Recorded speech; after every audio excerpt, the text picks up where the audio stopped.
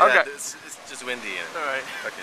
Okay, Ole, if you could just introduce yourself and tell us a little bit about the Kids News Network and what you hope to achieve at the summit. My name is Ole Chavannes. I'm program manager of the Kids News Network, which is a network of youth news programs around the world.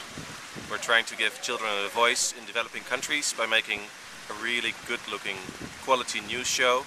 It's broadcasted in Peru, Suriname, Dutch Caribbean, Zambia, Mozambique, South Africa, Burma and Indonesia. And on this summit I hope to meet much more people so we can have new corporations and actually start more kids news programs around the world.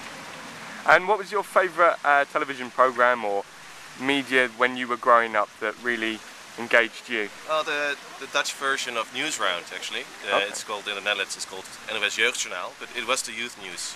It sounds cheesy because that's my job, but it's really true. You know. When I was 12, around that age, I loved the fact that actually there was a news program that was seriously explaining me what all this grown-up news was about, and also news that is really special for kids. So yeah, that was my favorite show. Do you think there's room for a lot more news channels for young people, or do you think there is a certain number that just needs to be reached, or will it be that it should be the more the better? We did research in 30 developing countries and we didn't find any other kids news program in these countries. So at least we plan on starting 30 more kids news programs, but I think every child in the world has the right to be informed in an understandable way. So I think the sky's the limit.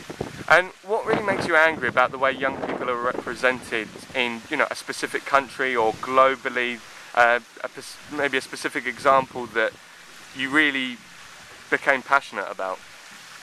Well, what makes me really angry is when I see, for example, there was just an example. There was a plane crash, and a plane from South Africa to the Netherlands that crashed in Libya.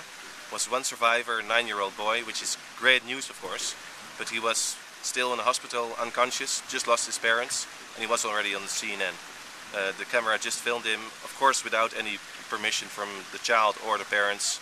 And this kind of things really make me angry, because it has nothing to do with the privacy of the child or helping the kid. It's only sensational. This is really what I hope it's going to stop. And what would be your recommendation for global media to improve their relations with young people and improve their involvement with young people? If you could come up with the most important idea, in your personal opinion. Well, I think a lot of mainstream media is not really evil that they make this kind of mistakes. They're just ignorant.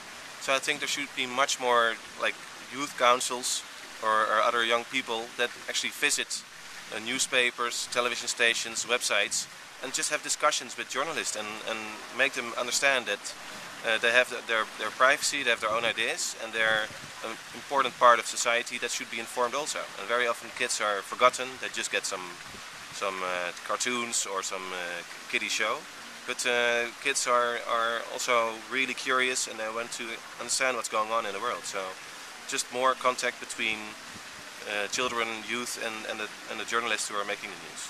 Brilliant. Okay, Ole, that's everything. That's brilliant. Thank you very much.